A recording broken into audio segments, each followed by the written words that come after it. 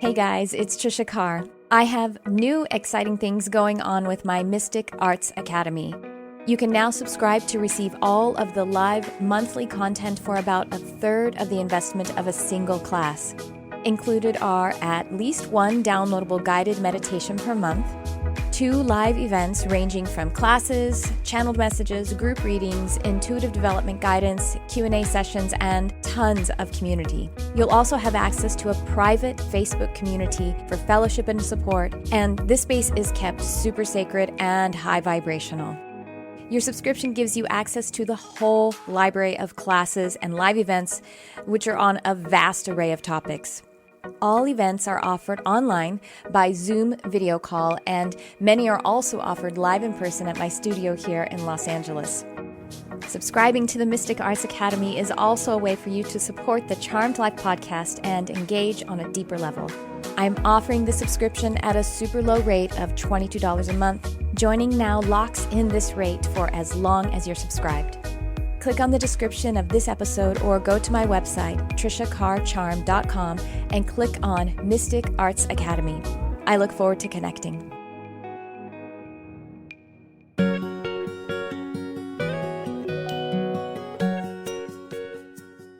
Hey everyone, it's Tricia Carr. Welcome to this phase 19 of 29 days of lunar phase and this mini episode of Charmed Life.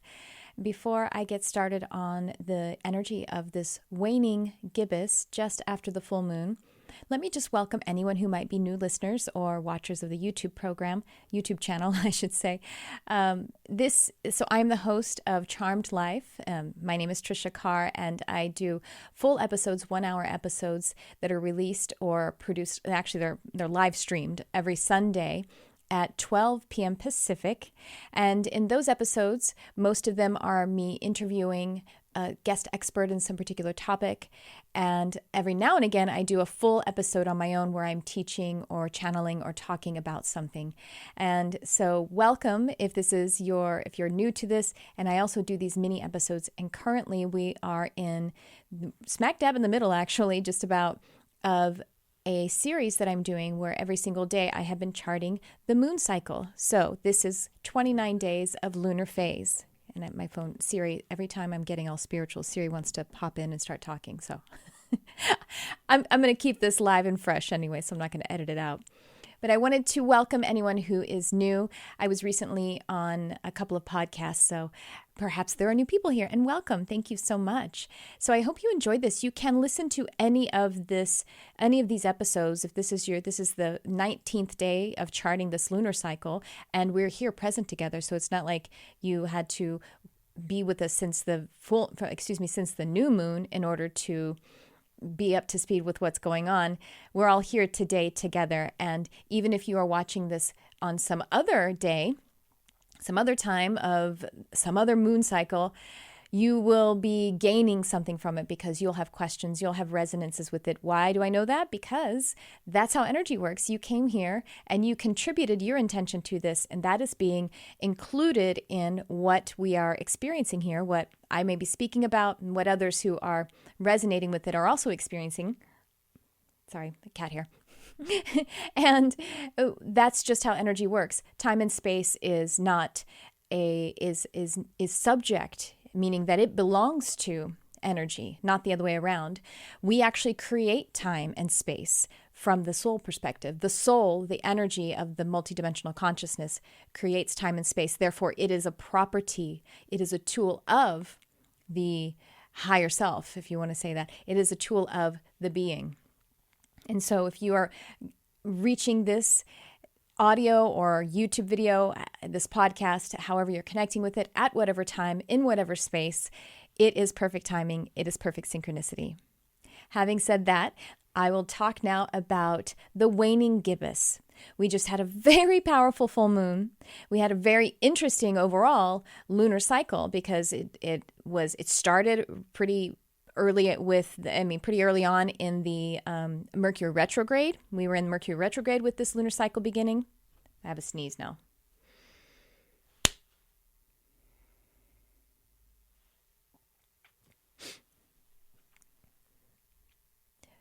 We also had the 11/11 portal that happened just a couple of days ago. Actually, it was right in the energy of the full moon. It was the day before the moon was 100% full, but definitely in the phase of the full moon energy. And we also had Halloween that was really proximate to this lunar cycle. It didn't start on Halloween, but it all kind of started all around this time, the changing of the season, and just really amazing, powerful, ascension energy-oriented stuff, y'all. And now we are in the Waning Gibbous. So just past the full moon being the harvest, the full moon being the demonstration and the outpicturing, the mattering of your manifestation. As the moon begins to descend from the full moon experience, we call it the Waning Gibbous. Gibbous means bulging. Gibbous is what the moon is called when it is more than 50% illuminated. So now, and it's waning. So waning means to be diminishing.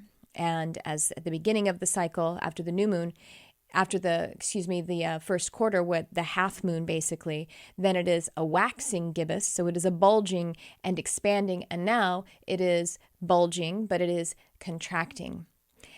And so if we had just pulled in our harvest and just put it in the model of harvest of pulling in the crops, the crops were ripe and now we have brought them in. We have had our feasting and we're perhaps still in our feasting. And so what it is best to, the energy of this right now is best to align with the offering of the moon, which is gratitude, service as well, sharing, and anything else that would be releasing, because it would be a time to just begin to think about the new intentions, to be reviewing the manifestation and the process that we just went through, sifting and seeing what seeds were best and which ones we want to enhance and put in new soil. Just the very beginning, but we're still quite full, and it is still the time to share. And I think the human tendency is to be judgmental of ourselves, judgmental of the world, you know what I mean? Judgmental of what's outside of us. And then we put pressure on ourselves because what we are manifesting isn't good enough or isn't, it isn't maybe as abundant as, I don't know, Will Smith and Jada Pinkett. I just think of two super rich people, whatever your icon of whatever kind of abundance it is, because it could be something that is activity or some other resource for you. Or relationships. And so if we do find ourselves kind of in that urge of the human tendency to judge or to be disappointed in some way about the manifestation, now I'm not saying that you are, but if we are, and even if we aren't, this is the energy to enhance. How about that? Is the energy of gratitude, because you have manifested this bounty, this beauty, and you did it with the co-creation of a benevolent universe. And so being able to share as well. If we had pulled in this big harvest, we would want to share it with our family, with our neighbors. Service comes in there because we also are celebrating and we are offering, we're making offerings to one another. If we were having a big feast, then some of us would be tending to certain tasks, and it would be a joy to be able to consume the abundance together and at the same time use the resources wisely. So wisdom is a very high frequency to align with this at this time, because just in that harvest time, having done the process of manifestation, we are at our wisest at this time. And so aligning with the frequencies that are available, that are being offered by the moon, by the ecosystem, by the universe, gratitude, sharing, service, and wisdom. These are the energies, and you can do it in whatever situation you are in, because you are here. And in the present moment, in the now, there isn't anything to truly want for. You are here. And there is always a depth of all of these qualities, a way to be grateful, a way to share, a way to be of service, and a way to experience your wisdom, because your wisdom is the infinite wisdom of the universe. I have a couple of stories for you to talk about a couple of those energies there. One is a friend of mine. I think he's told this actually on my program before, but just in case he hasn't, I'm not going to say his name. I know he wouldn't mind me telling the story, so I'm not talking about a client, and I'm not telling anyone's secrets, but I'm just not going to identify him in case he wants to tell it afresh some other time. Anyway, so he was having a very, very challenging time, like at a kind of rock bottom, really, really struggling in, the physical world. He had his health, but the physical world and, financially and like emotionally and relationship wise, everything was just really, really difficult. And so he was having such a hard time that he just decided, as a part of his spiritual practice, being of service is something that you focus on. And so in that time of hardship, he realized, well, what I have is my health. I have my strong back, and I'm so grateful for my health and my strong back. I have my will. I have my clarity, if I choose it, and I have my ability to be of service. And so I'm going to give this gift to myself to be of service to someone. And he had a friend who was older, and she didn't have her health. She had some real problems with her body, and she needed to move something. Now I think she has decent resources, or she has a history of having, being fairly wealthy or being successful in some way or another. It's not that important except for how the story ends. But she really needed help with doing some physical labor and just having someone support her that day. And so he aligned with that, and he went and he helped her with his strong back, with his ability to give himself the gift to serve another person, because by serving someone else, we are in the frequency of receiving as well, because those two frequencies are not, even though they're polar opposite, they cannot exist without one another. And so you experience both. When you're of service, you also experience being abundant. And so he did this work, and at the end of the day, she was like, well, let's go over to my friend's house. She has this lovely, beautiful mansion kind of, or something like that. And it was like a summer day, and she's invited us over for, a dip in the pool. And so he did go and meet this friend and dip in the pool. And they were there just less than a half an hour, and discovered that this person, the person he had just met, of whom he was a guest in this pool, this beautiful pool, needed to hire someone who did exactly what he did. And so by the end of the day, after a couple of hours, he had a check, because he was having financial hardships at the time. He had a check for, like, I don't know, I'm just going to give you a round number, but it was something as remarkable as $20,000 as a deposit for his services. And he was redeemed, you know what I mean? Like he said, giving myself the gift of service to be able to serve someone else served him, and it came back to him. So this is how powerful we are when we activate fully, with our full intention, with our full action, with our full heart. This is the time of heart, this moon. Then the frequencies that we align with just do manifest. And another story. This one I have told on Charmed Life before, I'm sure, or on my YouTube channel at some point. And this is about me with a tree and an elf. I was about to go on a trip with my husband, and I was meditating, and I have a tree in my backyard. So I guess I should set this up a little better. I have a tree in my backyard that is a key lime tree. It's so lovely. It's really, really beautiful. And it was actually around this time of year, because around this time of year, that key lime tree, citrus is actually more of a fall and winter fruit. And so it's most robust in its fruiting, and it is just raining these beautiful, delicious key limes at this time of year, and for several weeks until it gets very, very cold. I'm in Southern California, but when it gets much colder. And so this tree was raining down limes. And like I say, really beautiful fruit. They're so delicious. And so I was meditating. We were about to go on this trip. And I was meditating and basically asking for abundance and asking for help. But I was doing it in a way that was more activating the lack of it. You know what I mean? Not in the grateful way. I was kind of, I don't want to say complaining, but I was judging myself, and I was wanting to get out of the judgment. So I wasn't just whining or being a victim. I was like, I recognize this is where I am, and how do I align with, abundance, because I'm feeling stressed or whatever. And I had heard a guide, this guide that I think I had already connected with this guide before. And this guide is a nature spirit, a nature elemental. These are real, like in the fairy realm. And this particular nature spirit or elemental being is in the fairy realm, like in that tier of nature spirits.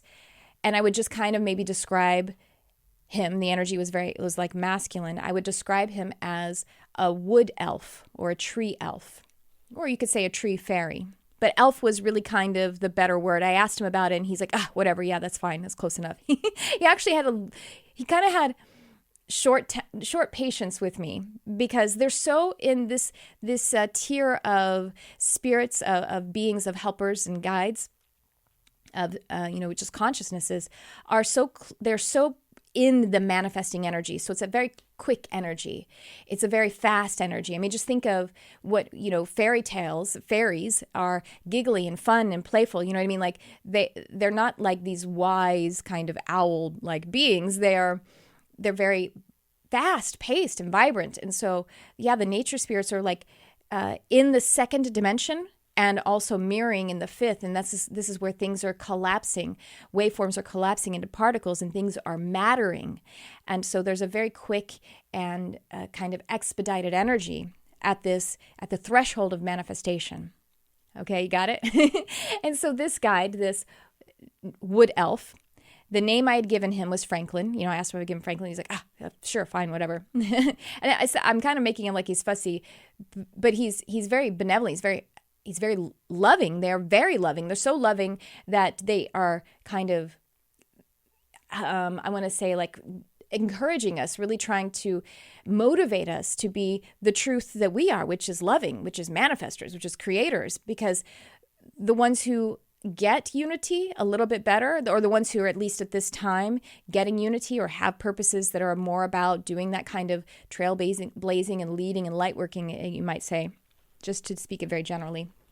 I'm not saying some people are more special than others, but these beings do want those types of people, if you want to call us light workers, to have the abundances, to have the resources, because then the distribution will start to become fairer. You see what I mean?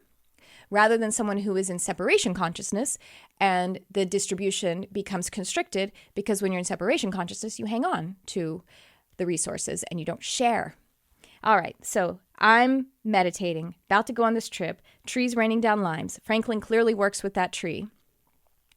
Franklin pops up in my meditation and, in my clairvoyance and in my clairaudience, and essentially says to me, how dare you, kindly, but how dare you ask for more abundance when there are limes on the ground? And so he meant that literally, but also metaphorically. Like, you have this beautiful fruit that you are a steward over by it being in your property, on your property.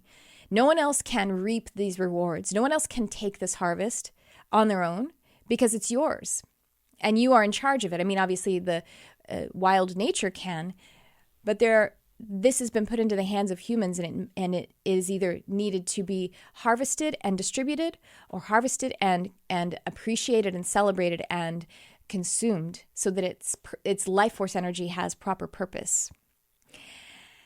And so I got both levels of it. I got the level of get up, pick up those limes off the ground, shake that tree so that the other loose limes fall, and you can harvest those and share them. Yeah, I know you're about to go on a trip. This is me talking to myself now. I know you're about to go on a trip. You have 7 minutes to go on a trip before you go on the trip to pick up these limes. And this is the lesson. If you do it with deep consciousness, this is what you are learning right now. So I've said a couple of times in this lunar phase cycle that whatever the universe is giving you or not giving you is your manifestation.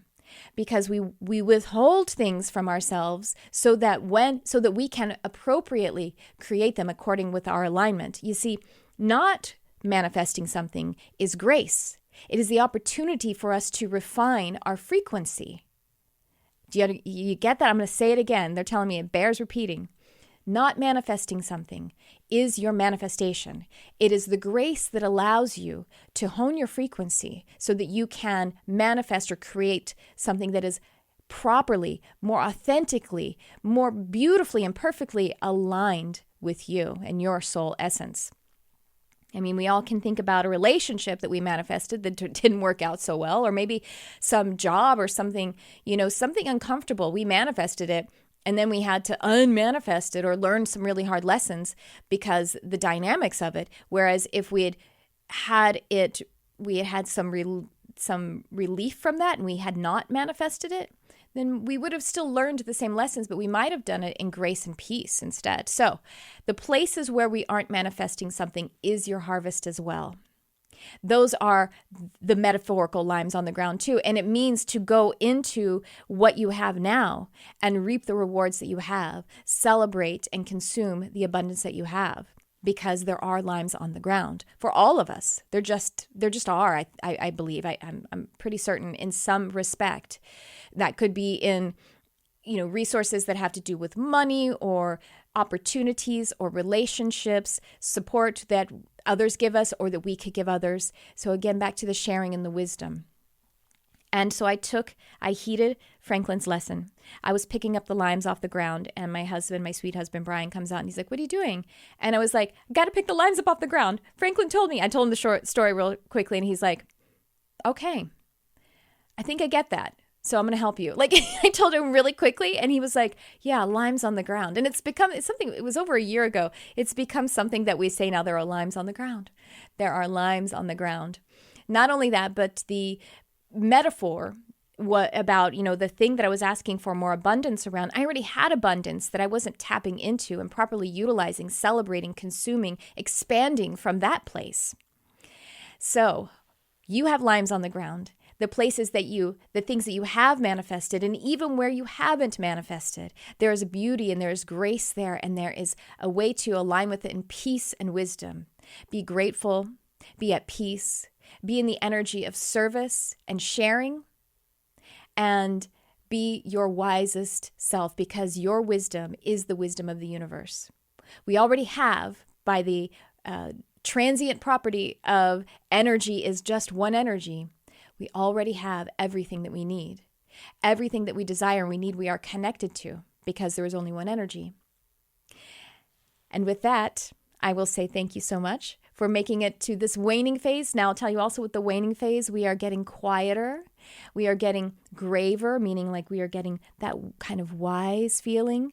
And it is a time to start being a little more on the introspection side, but also the planning. It's a kind of dual experience. We'll really start to hit the planning a little bit, toward the end of the waning, toward the end of the gibbous phase, and right around the third quarter when we're at the half moon again.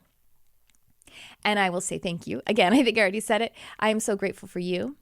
And any wisdom that I experience by doing this, that is because of you. Thank you for contributing your wisdom, your light. And thanks for tuning in. I love you, whoever you are.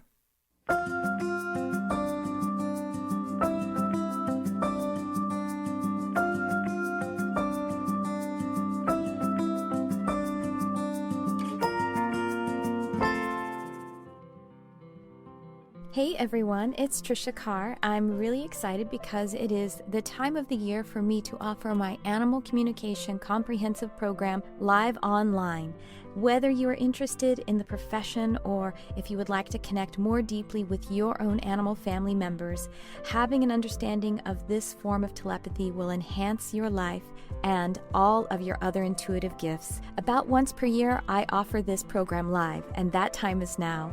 It is starting in December of 2019, and this particular live program has some bonus time added in. So the way this program works is it is delivered live online, and we also have a private study group of a beautiful community of like-hearted animal and nature lovers. Go ahead and check it out. The link is in the description, and I hope to see you there.